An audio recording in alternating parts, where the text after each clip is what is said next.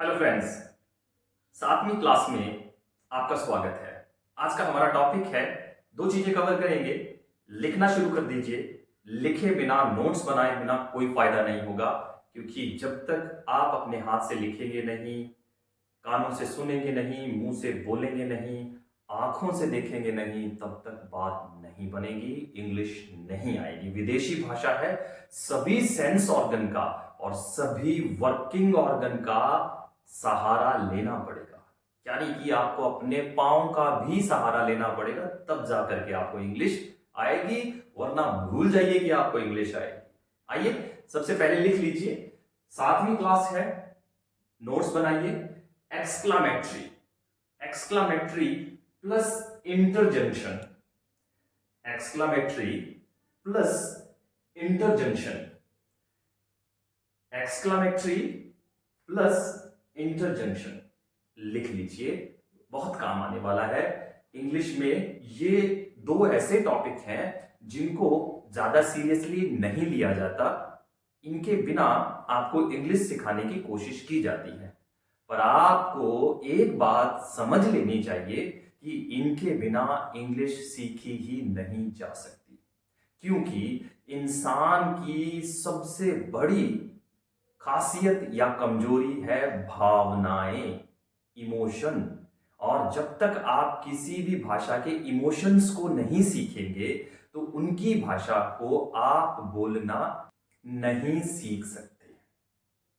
याद रखिएगा, इमोशन से स्पीकर के हाव भाव पता लगते हैं, इमोशन से मूवीज में डायलॉग पता लगते हैं, इमोशन से सीरियल के अंदर भावनाओं का एहसास होता है। अगर इमोशन पकड़ में आ गए तो समझ लीजिए पूरी की पूरी भाषा पकड़ में आ गई।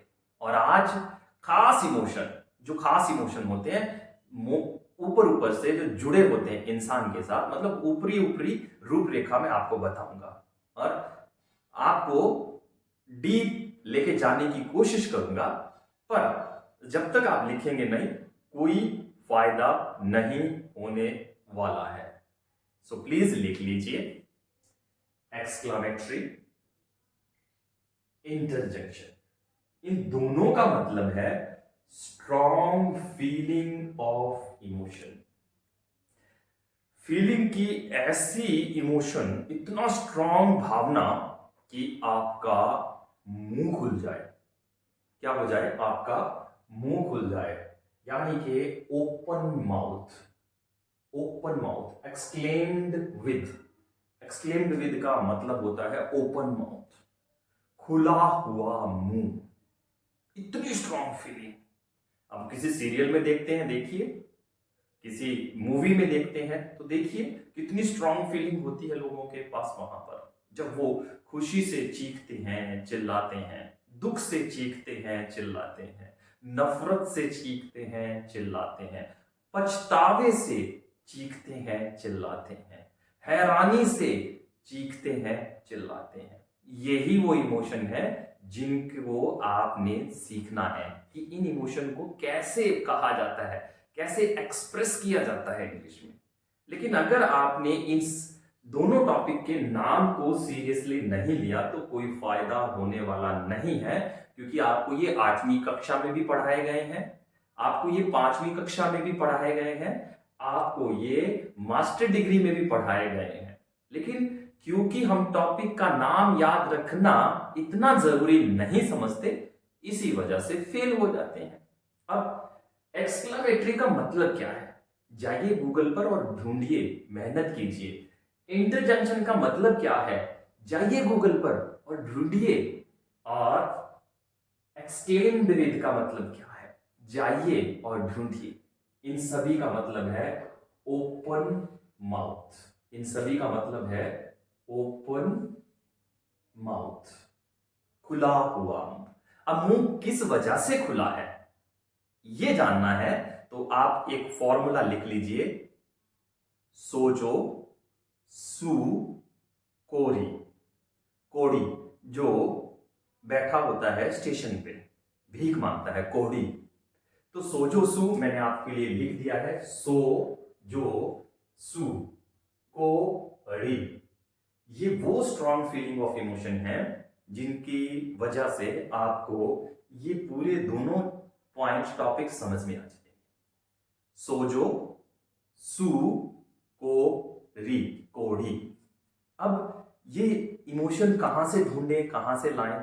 तो बेसिक जो है लगभग 24-25 मैंने यहां लिख दिए आपके लिए। इनका बहुत बढ़िया पीडीएफ आपको मिल जाएगा। इन इमोशन को मैं ज्यादा डिस्कस नहीं करूंगा क्योंकि क्लास बहुत लंबी हो जाएगी। इससे बेहतर है कि ये सब आपको याद हो जाए। आपको मैं अपना सोजो सु कोढ़ी वाला फॉर्मूला समझा दूं। अगर ये चीज समझ में आ गई आपको तो ये बहुत आसान है। ये strong feeling of emotion word है। एक ही वर्ड से सामने वाले स्पीकर की पूरी भावना आपको समझ आ जाएगी। वो कहना क्या चाहता है आपको अच्छे से पता लग जाएगा। ओ नो, खुला हुआ।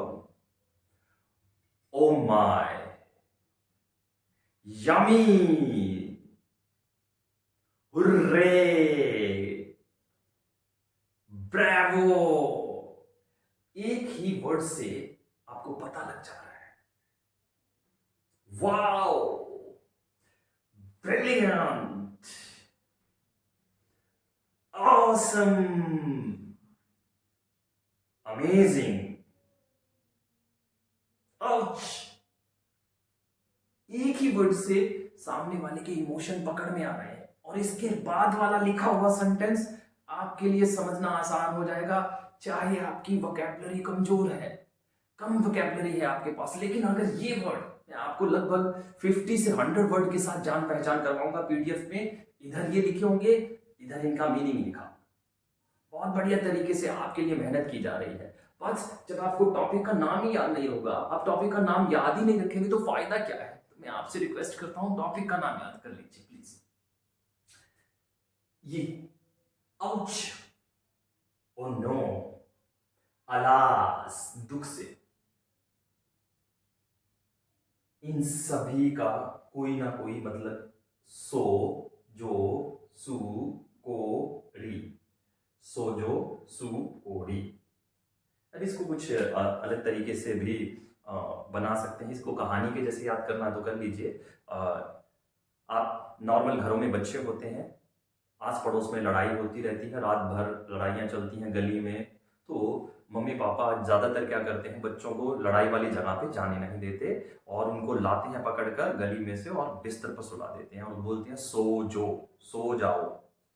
सू, सू मतलब डराते हैं कि कोई ना कोई आ जाएगा। और कोढ़ी को याद रखना है तो स्टेशन पर जाते हुए कोढ़ी को देख करके आपको क्या फीलिंग आती है वो देख लीजिए। अगर आप अच्छे इंसान हैं तो आपको पछतावा होगा, दुख होगा कि कैसी जिंदगी बिता रहा है। अगर आप थोड़े से घटिया किस्म के इंसान हैं तो आपको उससे नफरत होगी, और इंसानी जिंदगी में नफरत करना बहुत बुरी बात है। सो कोढ़ी से दो इमोशन आते हैं, पछतावे का और नफरत का। सू से सरप्राइज का, हैरान होने का। जो से जॉय का यानी कि खुशी का, और सो से सौरो का यानी दुख का इमोशन आपके अंदर पैदा होता है। तो इसको लिख लीजिए। सो मतलब सौरो, दुख। जो मतलब जॉय, खुशी। सू मतलब सरप्राइज, लॉटरी लग जाना, एकदम से कोई नई चीज मिल जाना। सुख या दुख दोनों को मिला करके है। कोई बुरी खबर मिल जाना जिससे मुंह खुला का खुला रह जाए, कोई अच्छी खबर मिल जाना, सरकारी नौकरी लग जाना, किसी ऐसे इंसान को जिसको हिंदी भी बोलनी अच्छे से नहीं आती उसको इंग्लिश बोलता देख लेना, ऐसे करके। कंटेंट, आपको नफरत होना किसी से, कोढ़ी, को कोढ़ी, कंटेम्प्ट, रिग्रेट, पछतावा होना। सो दोस्तों, इस तरीके से स्ट्रॉन्ग फीलिंग ऑफ इमोशन से आप बहुत ही अच्छे से इस चैप्टर को सीख सकते हैं। इस चैप्टर की बहुत सी एग्जांपल हैं जो व्हाट और हाउ से शुरू होती हैं, जैसा what a beautiful girl. Okay, इस तरीके से छोटी छोटी एग्जांपल और ढेर सारी एग्जांपल प्रैक्टिस के जरिए आपको पीडीएफ में मिलेंगी। जितना ज़्यादा प्रैक्टिस करेंगे उतने ज़्यादा शॉर्ट वर्ड डायलॉग आपको याद हो जाएंगे। आपको फिल्म इंग्लिश की, सीरियल इंग्लिश के और लोगों की भावनाएं इस छोटे से चैप्टर से समझ आना शुरू हो जाएंगे। दिल से ये छोटा सा कहानी लिख लीजिए, आपको बहुत फायदा होगा। ओके, सो मैंने अभी आपको क्या सिखाया, सिर्फ 2 ही टॉपिक सिखाए हैं 7वीं क्लास में। एक्सक्लामेटरी, जिसका मीनिंग आपको गूगल पर जाकर ढूंढना है। इंटरजेक्शन, जिसका मीनिंग आपको जाकर के ढूंढना है। एक्सक्लेम्ड विद, उसके बाद एक्सक्लेम्ड विद सॉरो लगेगा, एक्सक्लेम्ड विद जॉय लगेगा, एक्सक्लेम्ड विद सरप्राइज लगेगा, एक्सक्लेम्ड विद कंटेम्प्ट लगेगा, एक्सक्लेम्ड विद रिग्रेट लगेगा। ये आपने ढूंढना है, क्योंकि जैसा इंसान होगा वैसा वर्ड लग जाएगा। अगर कोड़ी को देख करके पछतावा हो रहा है, दुख हो रहा है, तो रिग्रेट लग जाएगा। अगर नफरत हो रही है तो कंटेम्प्ट। एक्सक्लेम्ड विद कंटेम्प्ट, उसने नफरत से चिल्लाया, उसने नफरत से मुंह खोला। सरप्राइज, एक्सक्लेम्ड विद सरप्राइज, उसने हैरानी से मुंह खोला, वो ऊंचा बोला, जोर से बोलना, एकदम मुंह खोलकर बोलना। एक्सक्लेम्ड विद जॉय, उसने खुशी से बोला, जोर से बोला। उसने एक्सक्लेम्ड विद सॉरो, उसने खुशी से, सॉरी, दुख से बोला, जोर से, जोरदार तरीके से बोला, मतलब पूरी इमोशन निकाल कर रखती। सो माय डियर फ्रेंड, ये याद कर लीजिए। और इसके साथ आपको कुछ नहीं करना है, आपको वर्ड दिए जाएंगे, 50 सेंटेंसेस दिए जाएंगे, जिसमें आपको सब चीजें देखने को मिल जाएंगी पीडीएफ के अंदर। ये बहुत है, अभी 24 वर्ड ही नहीं है, 24 से भी ज्यादा है। पूरा आपको चैप्टर पीडीएफ में मिलेगा विद मीनिंग के साथ। मीनिंग याद करना और आगे की एग्जाम्पल याद करना आपकी ड्यूटी है। जैसे ही ये क्लास का काम चैप्टर खत्म कर ले, फिर आप 8वीं क्लास पे जाइएगा, उससे पहले मत जाइएगा, मैं आपसे रिक्वेस्ट करता हूं, क्योंकि 8वीं क्लास में काम थोड़ा सा मुश्किल है। मॉडल सीखना है हमने, और मॉडल सीखने के लिए 13 पॉइंट को हमें याद रखना होगा। 13 पॉइंट हमें याद रखने होंगे, तब जाकर के हमें मॉडल याद होंगे।